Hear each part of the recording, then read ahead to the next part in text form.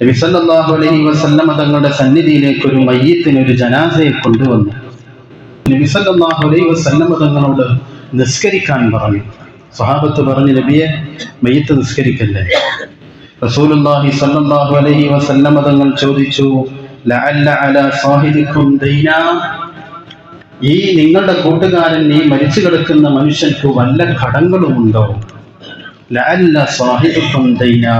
ഇമാം ഹാക്കിം റളിയല്ലാഹു തആല അൻഹു അവിടുത്തെ മുസ്തദ്റക്കിൽ ഉദ്ധരിക്കുന്ന ഹദീസാണ്. സ്വഹാബി വര്യൻ ജാബിർ റളിയല്ലാഹു തആല അൻഹു ഉദ്ധരിക്കുകയാണ്. ഖാലൂ നഅം, പറഞ്ഞു, ദീനാറാൻ, 2 ദീനാർ അയാൾക്ക് കടമുണ്ട്. അപ്പോൾ നബി സല്ലല്ലാഹു അലൈഹി വസല്ലം തങ്ങൾ നിസ്കരിക്കാതെ മാറി നിന്നിട്ട് പറഞ്ഞു, നിങ്ങൾ നിസ്കരിച്ചോളൂ, ഞാൻ നിസ്കരിക്കില്ല. കേട്ടപ്പോൾ സ്വഹാബി വര്യൻ ഖതാദ റളിയല്ലാഹു തആല, അബൂ ഖതാദ റളിയല്ലാഹു തആല അൻഹു വന്നു. ആ സദസ്സിലുണ്ട്, സ്വഹാബിമാരുടെ കൂട്ടത്തിലുണ്ട്. ഖതാദ റളിയല്ലാഹു തആല അൻഹു വന്നിട്ട് പറഞ്ഞു, നബിയെ, ഹുമാ അലയ്യ, ആ കടം ഞാൻ ഏറ്റെടുക്കുകയാണ്, ഞാനത് വീട്ടിക്കോളാം. നബി സല്ലല്ലാഹു അലൈഹി വസല്ലം തങ്ങൾ പറഞ്ഞു, ഹുമാ അലൈക വഫീ മാലിക വൽ മയ്യിതു മിൻഹുമാ ബരീ, അത് നിങ്ങൾ വിട്ടോ, നിങ്ങളുടെ സമ്പത്തിൽ നിന്ന് കൊടുക്കുവോ? അത് കൊടുക്കാൻ നിങ്ങൾ ഏറ്റെടുത്താൽ പിന്നെ മയ്യിത്ത് നിരപരാധിയാണ്, പിന്നെ ഉത്തരവാദി നിങ്ങളാണ്. സ്വഹാബി വര്യനോട്, ഖതാദ റളിയല്ലാഹു തആല അൻഹുവിനോട് പരിശുദ്ധ റസൂൽ മയ്യിത്തിന്റെ സന്നിധിയിൽ വെച്ചാണ് ഈ സംസാരം.